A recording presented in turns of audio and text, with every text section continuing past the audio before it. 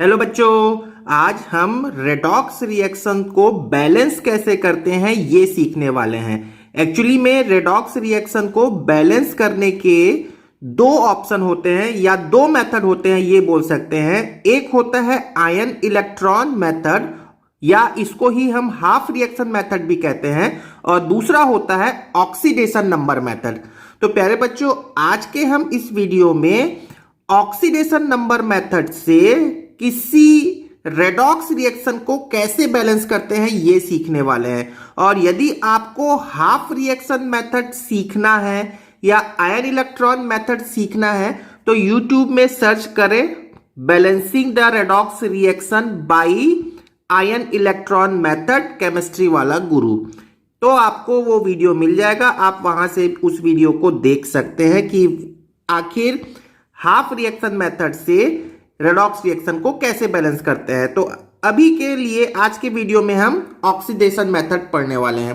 तो प्यारे बच्चों, आपको मैं एक बात क्लियरली कह देता हूं कि इस टॉपिक का इंपॉर्टेंस क्या है। ऑब्जेक्टिव में बहुत क्वेश्चन पूछते हैं इसके लिए, इससे रिलेटेड डायरेक्टली और इनडायरेक्टली क्या क्वेश्चन पूछते हैं वो भी मैं आपको बताने वाला हूं। लेकिन आपको बस उसके लिए क्वेश्चन को सॉल्व करने के लिए you must know the balance the reaction, how to balance the reaction.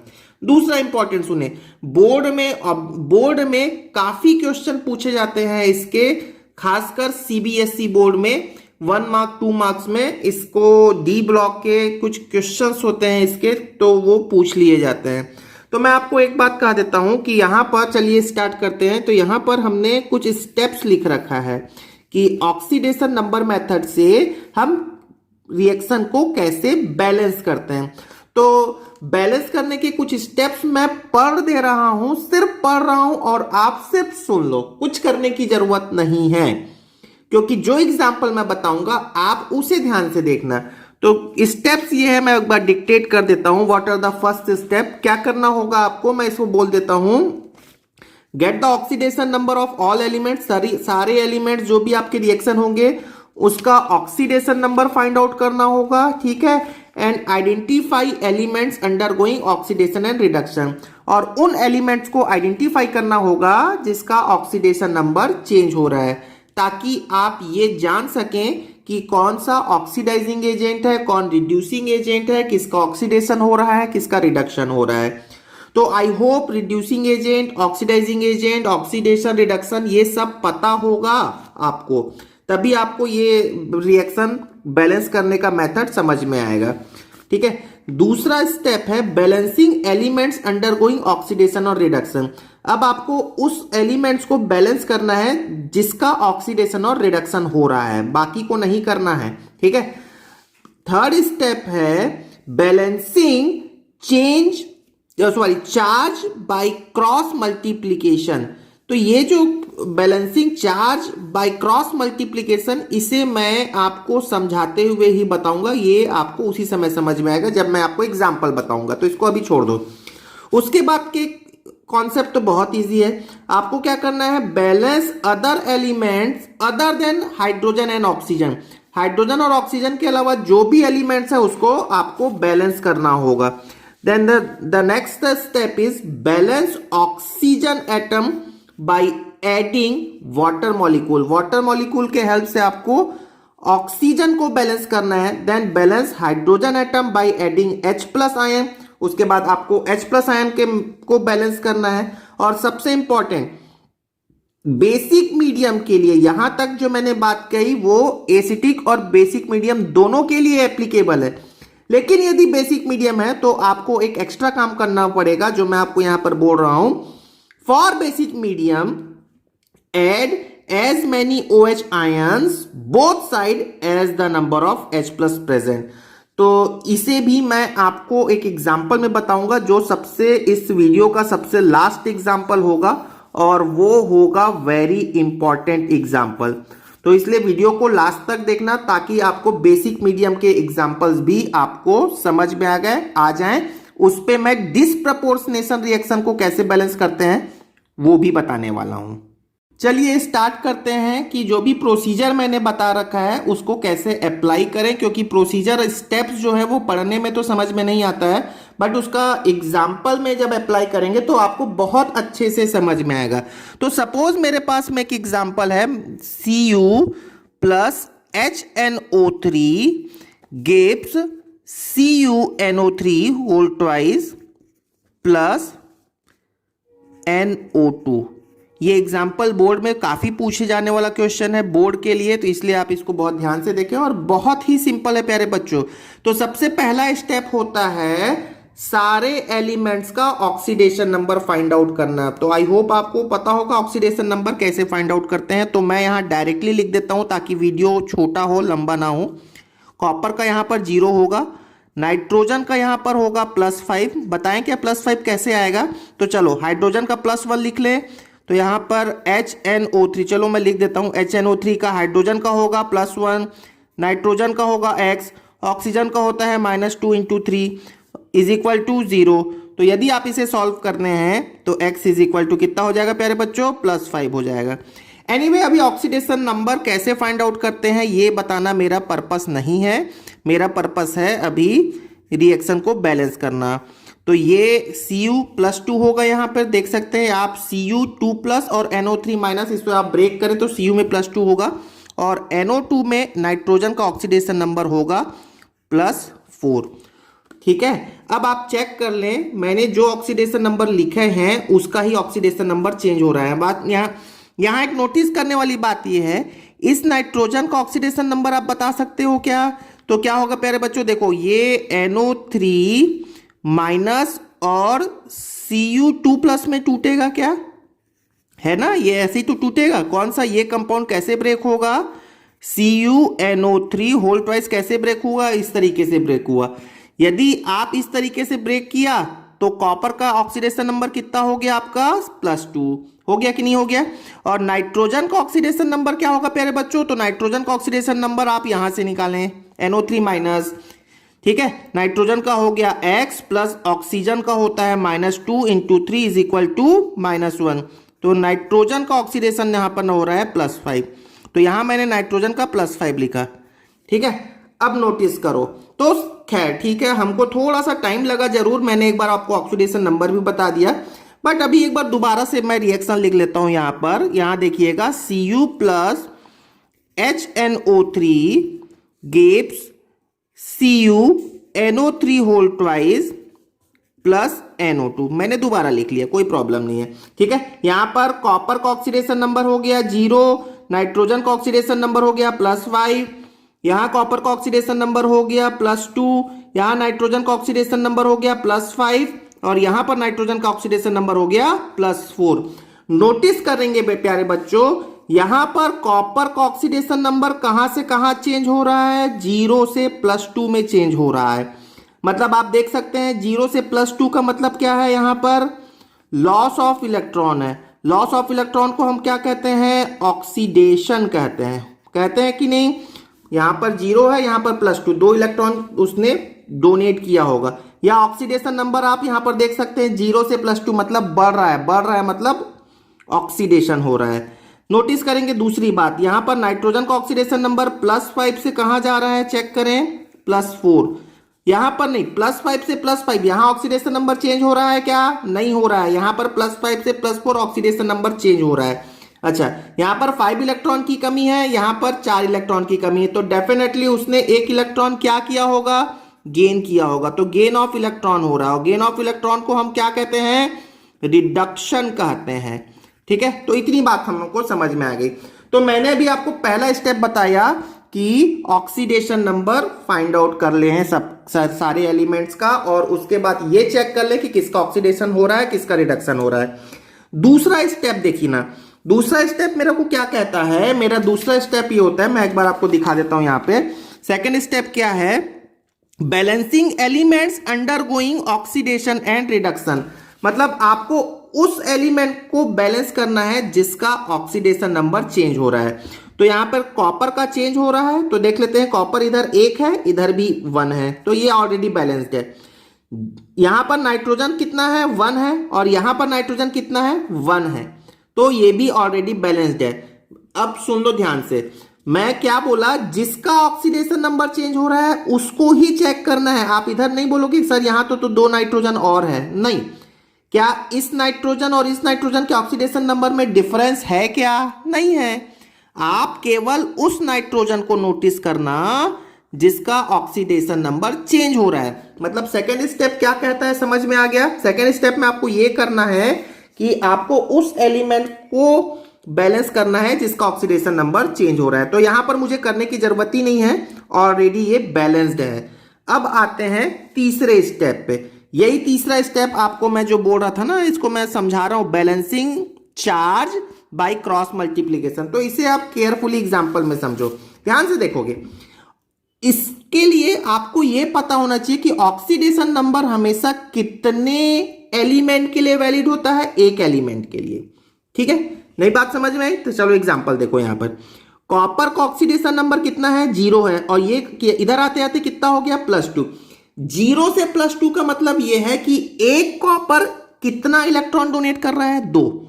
एक कॉपर 2 इलेक्ट्रॉन डोनेट कर रहा है, तो मैंने यहां पर लिख लिया 2, दैट्स इट। ठीक है, और यहां देखो नाइट्रोजन +5 से +4 पे आ रहा है, तो एक नाइट्रोजन इलेक्ट्रॉन कितना इलेक्ट्रॉन गेन कर रहा है, तो 1 इलेक्ट्रॉन कर रहा है, तो ये 1 लिख लिया। क्लियर हो गया? एक कॉपर 2 इलेक्ट्रॉन लॉस कर रहा है और एक नाइट्रोजन 1 इलेक्ट्रॉन गेन कर रहा है। ठीक है, अब आपको ये कर लें कि इस 2 का मल्टीप्लाई, अब देख लो इस 2 का मल्टीप्लाई, यहां पर मेरा फिंगर भी देखिएगा, ये 2 इनके लिए है। अब इस 2 का मल्टीप्लाई इन 2 पे कर दें, मतलब क्रॉस मल्टीप्लीकेशन कर दें, और इस 1 का मल्टीप्लीकेशन इन 2 पे कर लें। ठीक है, तो चलिए देखते हैं इस 2 का मल्टीप्लाई कहां कहां होगा, इस पे और इस पे, और 1 का मल्टीप्लाई कॉपर के साथ में। तो 1 का मल्टीप्लाई कॉपर के साथ में हुआ, तो कॉपर को तो एज यूजुअल लिखा, और यहां पर हो गया 2 × HNO3 गिब्स। कॉपर के साथ में 1 का मल्टीप्लाई करना है, तो 1 तो एज कुछ भी फर्क नहीं पड़ना है, और नाइट्रोजन के वाले के साथ में ये 2 का मल्टीप्लाई कर दें, तो 2NO2। क्लियर हो गया? अब देखते हैं अगला स्टेप क्या है। बहुत ही प्यारे बच्चों, बहुत ही आसान है, आपको 2-3 प्रैक्टिस करना पड़ेगा, फिर आपको आसान लगने लगेगा। ये शुरू में थोड़ा टफ लगता है। अब देखो अगला क्या बोलता है, balance other element other than hydrogen and oxygen. अब आपको उस एलिमेंट को बैलेंस करना है जो हाइड्रोजन और ऑक्सीजन के अलावा है। तो यहां पर हाइड्रोजन और ऑक्सीजन के अलावा कॉपर है, तो ठीक है, कॉपर बैलेंस है। हाँ, लेकिन हाइड्रोजन और ऑक्सीजन के अलावा इसमें नाइट्रोजन भी है, तो नाइट्रोजन को बैलेंस करते हैं। नाइट्रोजन इधर कितना है प्यारे बच्चों, 2, और इधर कितना है 2 और 2 4 है, तो और इधर कितना है 2 है, तो इसे मुझे बैलेंस करना पड़ेगा। तो मैं इसको नेक्स्ट स्टेप में लिख देता हूं। यहां पर कितना होना चाहिए, नाइट्रोजन 4 होना चाहिए। समझ में आया क्या? देखो मैं पहले लिख लेता हूं, फिर आपको एक बार और बोल दूंगा। थोड़ा सा पहली बार में ये थोड़ा सा टाइम लगता है प्यारे बच्चों, लेकिन अगले स्टेप से आसान होगा, और यकीन मानिए आप 30 सेकेंड के अंदर इसको कर सकते हो सॉल्व। ठीक है, देखो नाइट्रोजन का यहां पर कितना था, 2 है। यहां पर नाइट्रोजन कितना है, इस साइड पे 2 और 2 4, तो इधर 4 है, इधर 2 है, तो इस 2 को 4 करने के लिए मैंने 4 लगा लिया। क्यों किया? क्योंकि मेरा स्टेप ये कहता है कि आपको इस 4th स्टेप में उसे बैलेंस करना होता है जो other than hydrogen and nitrogen, hydrogen और ऑक्सीजन एटम है। ठीक है, अब अगले स्टेप में देखिए। अब अगला स्टेप तो बहुत सिंपल है, ऑक्सीजन एटम को बैलेंस करना है बाय एडिंग वाटर मॉलिक्यूल। तो देख लेते हैं। अब यहां पर देखिए ऑक्सीजन कितना है, 12 है, 4 3 12। यहां पर ऑक्सीजन कितना है, 3 2 6 और 2 2 4, मतलब इधर है 10 6 और इधर है 12। तो इधर पे आपको 2 वाटर मॉलिक्यूल ऐड करना होगा ताकि ऑक्सीजन बैलेंस हो जाए। चलिए मैं एक बार लिखता हूं ताकि आपको समझ में आ जाएगा। 4HNO3 gives CuNO3 whole twice plus 2NO2 plus 2H2O। समझ में आया क्या? क्या किया मैंने, देख लो, वाटर में वाटर ऐड कर दिया, क्योंकि एक वाटर मॉलिक्यूल में, नोटिस करना, एक वाटर मॉलिक्यूल में कितने ऑक्सीजन एटम है, एक ऑक्सीजन एटम है। अब यहां पर टोटल था 12 ऑक्सीजन, यहां पर टोटल है 10 ऑक्सीजन, तो मैं इस साइड पे 2 वाटर मॉलिक्यूल ऐड कर दिया सो दैट ऑक्सीजन दोनों साइड पे 12 12 हो जाए। और लास्ट स्टेप क्या है प्यारे बच्चों, लास्ट स्टेप देख लो क्या करना है। Last step balance hydrogen atom by adding H+। तो हाइड्रोजन एटम देख सकते हैं कितना है, इधर कितना है टोटल हाइड्रोजन एटम 4 है, इधर कितना है ऑलरेडी 4 है, मतलब बैलेंस हो गया। तो ये फाइनल मेरा आंसर हो गया। ठीक है, यही मेरा आंसर है।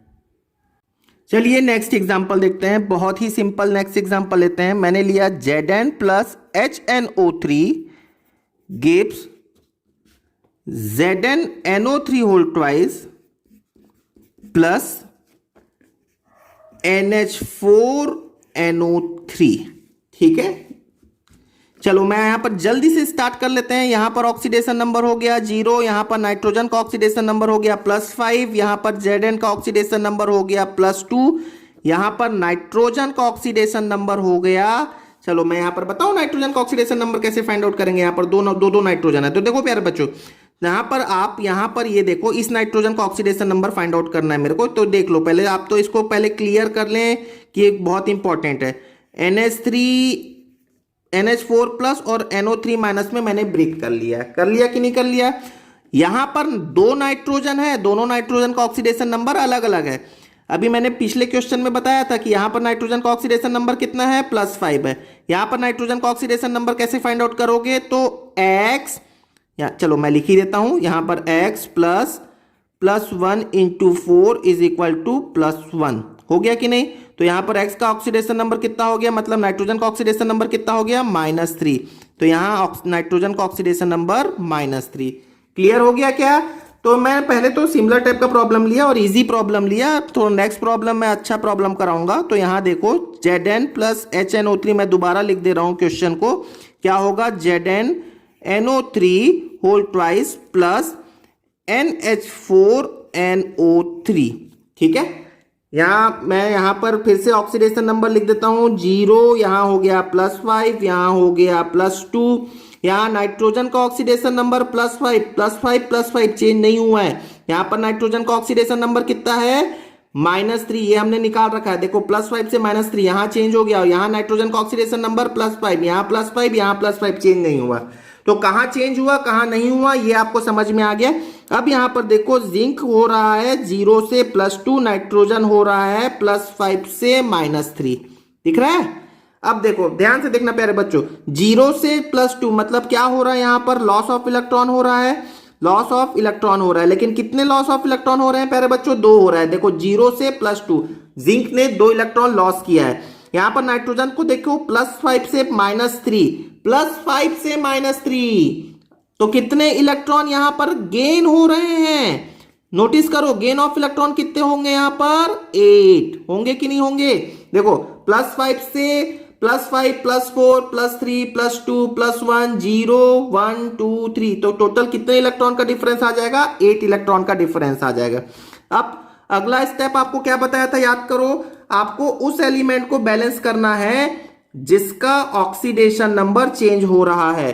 तो यहां पर जिंक कितना है 1 है, यहां पर जिंक कितना है 1 है, ऑलरेडी बैलेंस है। यहां पर नाइट्रोजन कितना है 1, यहां पर नाइट्रोजन कितना है 1, तो ये ऑलरेडी बैलेंस्ड है। आप फिर से बोलना मत कि सर यहां तो नाइट्रोजन 3 4 है, नहीं नहीं नहीं नहीं नहीं, आपको केवल उसे देखना है जिसका ऑक्सीडेशन नंबर चेंज हो रहा है। क्लियर हो गया, तो ये बैलेंस्ड है।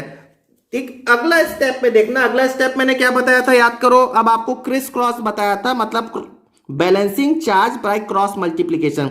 तो इस 2 का मल्टीप्लाई इन 2 पे करना है, इस 8 का मल्टीप्लाई इन 2 पे करना है। तो आप एक काम कर लें प्यारे बच्चों, ये 2 और 8 कैंसल हो रहे हैं क्या, 4 टाइम्स कैंसल हो रहे हैं। मतलब मैं ऐसा भी तो कर सकता हूं, यहां हो गया 1, यहां हो गया 4, तो इससे क्या होता है ना, इजी हो जाएगा। तो आप इस 4 का मल्टीप्लाई कर दें दोनों पे, और इस 1 का मल्टीप्लाई कर दें इन 2 पे। तो देखो ये सेट को छुपा दो, तो 4 का मल्टीप्लाई करना है इस पे, और Zn पे किसका मल्टीप्लाई होगा 4 का। तो देखो इस 4 का मल्टीप्लाई किस पे होगा यहां पर, तो 4Zn प्लस 4 का मल्टीप्लाई यहां नहीं होगा, यहां पर 1 का मल्टीप्लाई होगा 1HNO3 gives 4ZnNO3 whole twice plus 1 का मल्टीप्लाई यहां होगा, तो मल का तो खैर कोई फर्क नहीं पड़ना है, तो NH4NO3। तो यहां तक क्लियर हो गया। अब हमें उस एलिमेंट को बैलेंस करना है जो हाइड्रोजन और ऑक्सीजन के अलावा है। तो यहां पर जिंक को बैलेंस करते हैं, जिंक ऑलरेडी बैलेंस्ड है 4 और 4। नाइट्रोजन को चेक करते हैं, नाइट्रोजन यहां पर है 1, जबकि इधर कितना है 2 4 जा 8 और 2 10।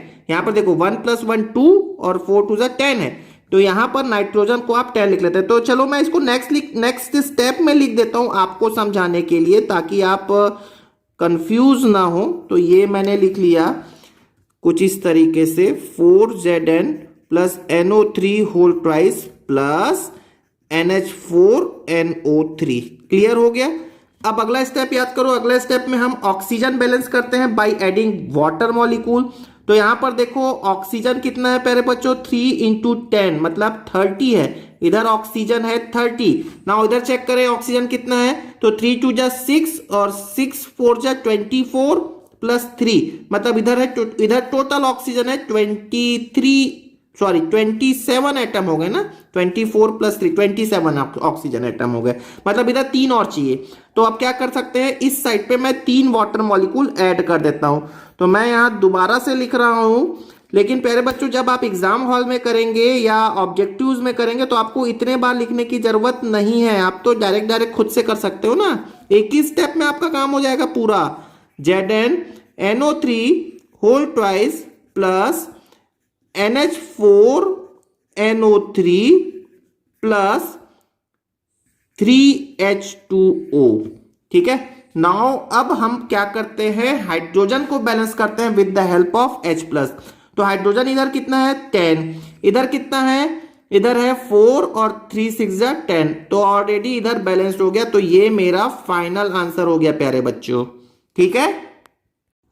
Now come to the next problem. ये प्रॉब्लम बहुत अच्छा है प्यारे बच्चों, इसमें और भी सारी आपके कॉन्सेप्ट क्लियर हो जाएंगे। तो Cr2O7 2- plus C2O4 2- gives Cr3+ plus CO2, और आपको इसे बैलेंस करना है। क्या होता है ना, कई बार ऑब्जेक्टिव क्वेश्चंस में क्या पूछ लेते हैं, यहां लिख देंगे x, यहां लिख देंगे y, यहां लिख देंगे z, और x y z की वैल्यू फाइंड आउट करने के लिए आपको अलग अलग ऑप्शंस होंगे।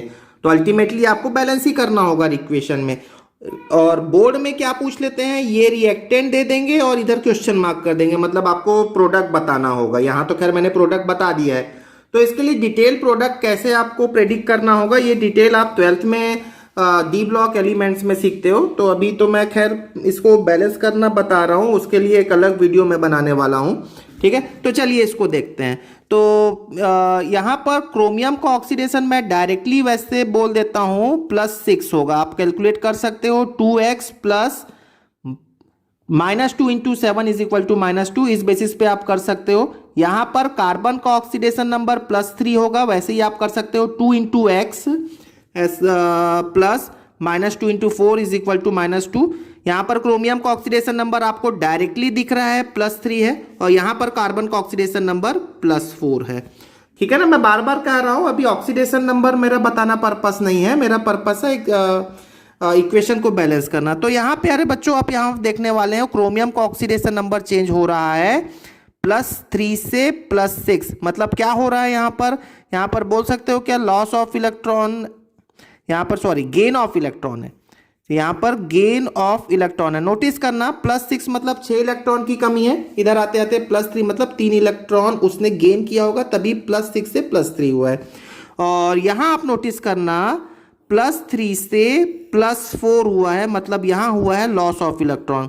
और loss of electron oxidation number क्या हो गया, यहां पर ऑक्सीडेशन नंबर क्या हो गया, यहां पर बढ़ गया, मतलब क्या हो रहा है, ऑक्सीडेशन हो रहा है।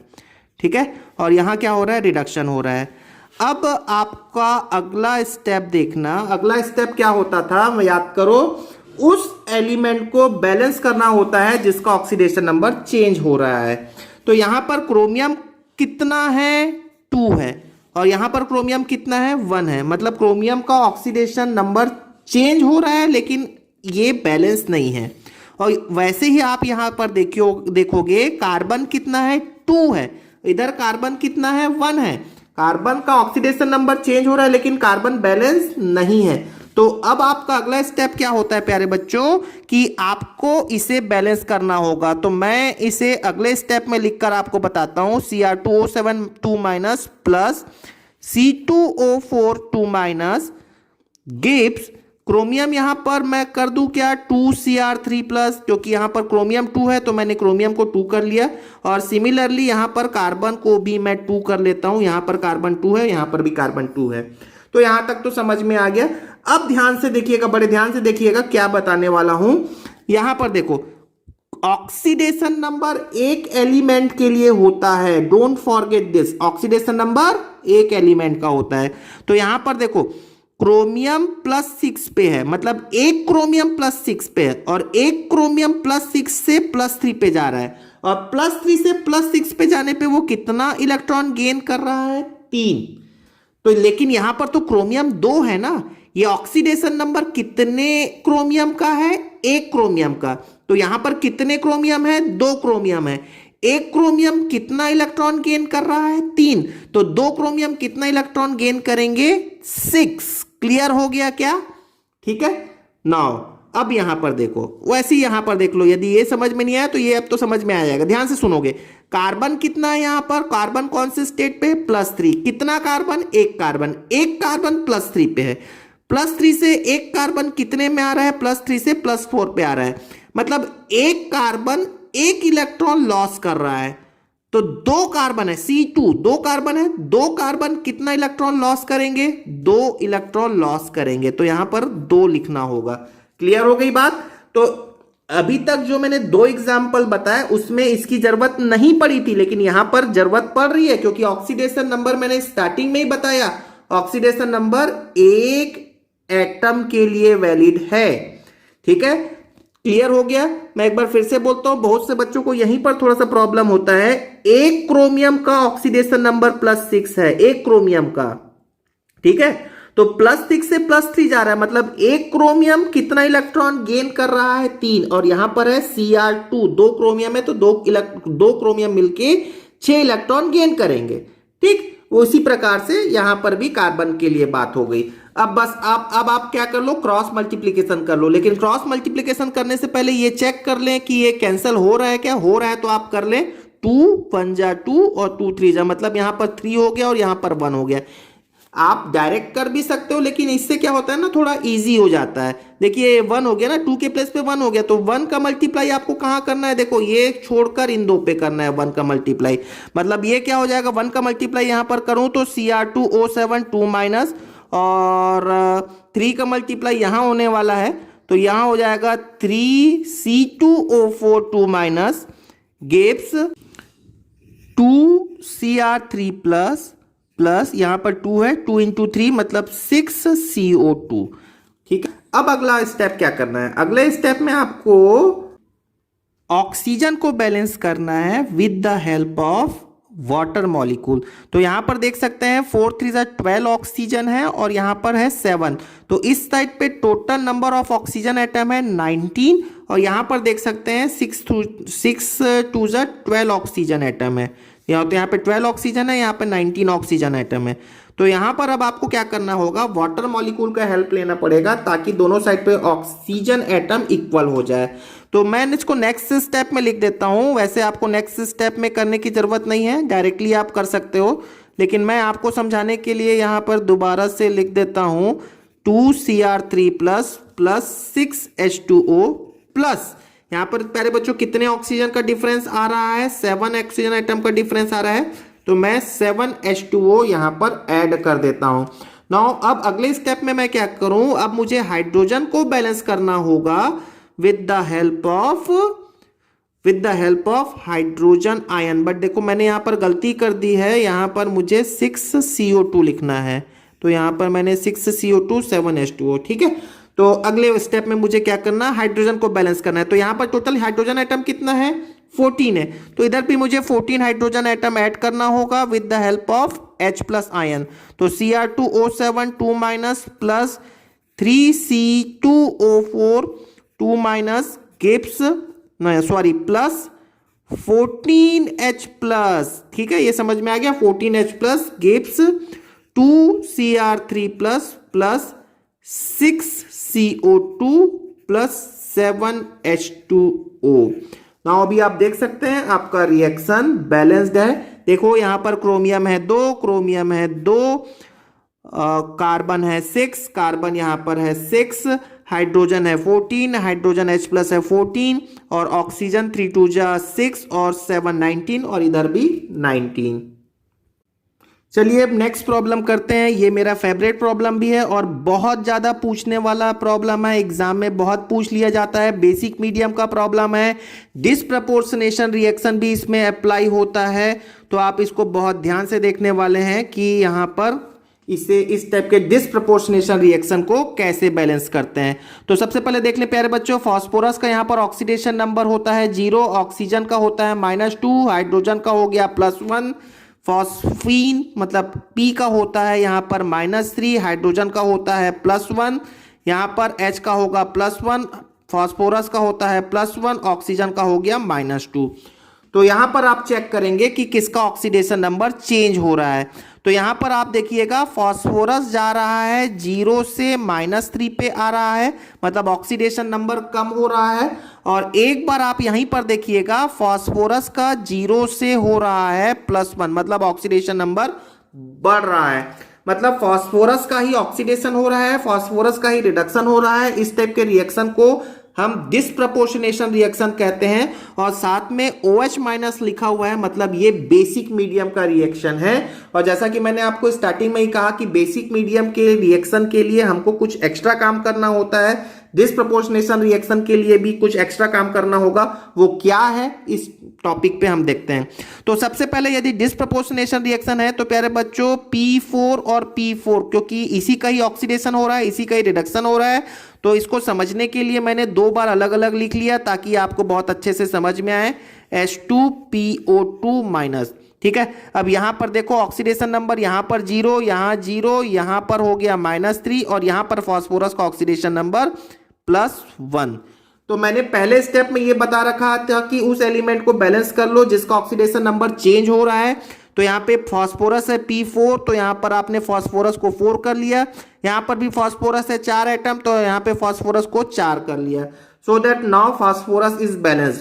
अब अगला स्टेप क्या होता है, याद करो, क्रॉस मल्टीप्लीकेशन करना होगा। क्रॉस मल्टीप्लीकेशन के लिए क्या करते हैं, चेक करते हैं। चलिए यहाँ पर फास्फोरस का देख सकते हैं 0 से -3 हो रहा है, मतलब एक फास्फोरस कितना इलेक्ट्रॉन गेन कर रहा है, 3। 0 से -3 मतलब एक फास्फोरस 3 गेन कर रहा है। तो यहां पर गेन ऑफ इलेक्ट्रॉन तो है, लेकिन आप यहां पर देखो कि कितने फास्फोरस के एटम है, 4। तो 4 एटम फास्फोरस के कितने इलेक्ट्रॉन गेन करेंगे, 12 इलेक्ट्रॉन गेन करेंगे। उसी प्रकार प्यारे बच्चों यहां पर देखो, यहां पर फास्फोरस क्या हो रहा है, 0 से +1 हो रहा है। +1 मतलब लॉस कर रहा है। एक फास्फोरस एटम कितना इलेक्ट्रॉन लॉस कर रहा है, तो एक फास्फोरस एटम 1 इलेक्ट्रॉन लॉस कर रहा है। तो यहां पर टोटल कितने फास्फोरस हैं, 4। तो 4 फास्फोरस एटम 4 इलेक्ट्रॉन लॉस करने वाले हैं। ठीक है, क्लियर हो गया, समझ में आया। तो ये 4 और ये 12 कैंसिल हो सकते हैं, तो ये हो गया 3। अब 3 का मल्टीप्लाई इन 2 के साथ में कर लें और 1 का मल्टीप्लाई इन 2 के साथ कर लें। P4 plus 3P4 gives P4PS3। मैंने 1 का मल्टीप्लाई यहां पे कर दिया और यहां पर 3 का मल्टीप्लाई किया, तो 12H2PO2-। ठीक है, अभी आप सोच रहे होंगे सर ये OH- कहाँ गया। तो प्यारे बच्चों ये OH- अभी आ जाएगा, आप उसके लिए टेंशन ना लो। अभी आप बस केयरफुली इसको समझते रहो। ठीक है, अब क्या कर लें, चलो इसको देख लेते हैं। ये P4 और P4 ये तो ऐड हो सकता है क्या, तो बिल्कुल ऐड हो सकता है। तो ये हो गया 4P4 gives 4PS3 plus 12H2PO2-। और यदि मैं इसे 4 से डिवाइड कर दूं तो थोड़ा सिंप्लीफाई हो जाएगा। ये क्या हो गया, P4 gives PS3 plus 3H2PO2-। अब प्यारे बच्चों याद करो अगला स्टेप क्या होता है। अगला स्टेप होता है हमारा उन एलिमेंट को बैलेंस करना जो हाइड्रोजन और ऑक्सीजन के अलावा है। तो डेफिनेटली यहां तो केवल फास्फोरस है, वो ऑलरेडी बैलेंस्ड है, आप चेक कर लो। अब हमको बैलेंस करना होगा ऑक्सीजन। तो ऑक्सीजन यहां पर कितना है, 2 × 3 12 है, सॉरी 6 है। 6 ऑक्सीजन एटम है। तो 6 ऑक्सीजन एटम के लिए मुझे क्या करना होगा, तो यहां पर मुझे 6 वाटर के मॉलिक्यूल ऐड करना होगा ताकि दोनों साइड पे ऑक्सीजन के एटम इक्वल हो जाएं। तो ये हो गया मेरा ऑक्सीजन बैलेंस। और ऑक्सीजन बैलेंस करने के बाद हम हाइड्रोजन को बैलेंस करते हैं with the help of H+। तो यहां पर मैंने लिखा P4 + 6H2O। देख लेते हैं हाइड्रोजन यहां पर कितना है, 12 है, ठीक है ना। और यहां पर कितना है, 3 और 3 2 जा 6, टोटल 9 है। तो यहां पर 12 है और इधर 9 है। तो मुझे क्या करना होगा, आप देख लें क्या होगा, 3H+ मुझे ऐड करना होगा। देख सकते हैं आप, देख लो यहां पर 3H+, 3 2 जा 6 और 3, तो टोटल हो गया 12 और इस साइड पे जो 12 है ही है।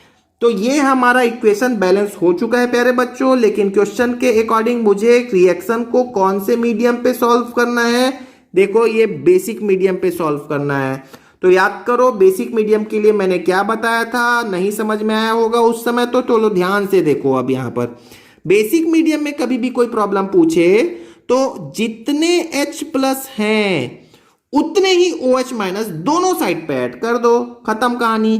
तो देख लेते हैं क्या होगा। तो ये होगा P4 + 6H2O प्लस, तो 3OH- में इधर ऐड कर दिया क्योंकि इधर 3H+ है, तो 3OH- इधर भी ऐड किया और दोनों साइड पे मुझे 3OH- ऐड करना होगा।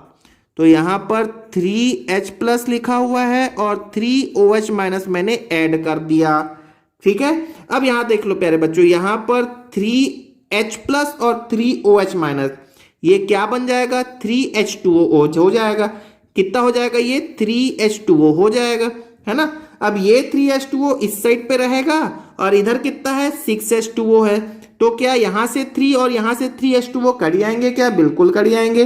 तो मैं फाइनली लिख देता हूं प्यारे बच्चों, क्या होगा, P4+ यहां पर 3H2O और इधर का 6H2O में से 3 कैंसिल हो जाएंगे तो 3H2O बच जाएगा, plus 3OH- gives PS3 plus 3H2PO2- plus, अब यहां से तो H2O है ही नहीं, तो ये हमारा रिएक्शन बैलेंस्ड है, आप चेक कर सकते हैं, ठीक है। तो प्यारे बच्चों ये रिएक्शन बहुत ही इंपॉर्टेंट है, very very important reaction for board purpose, for objective purpose बहुत पूछ लिया जाता है, ठीक है। तो मैं उम्मीद करता हूं कि आपको ये पूरा कॉन्सेप्ट समझ में आ गया होगा और वीडियो पसंद आया होगा। तो जरूर सब्सक्राइब कर लें, बेल आइकॉन प्रेस कर दें ताकि मेरे नेक्स्ट वीडियो का नोटिफिकेशन आपको टाइमली मिलता रहे। Thank you very much.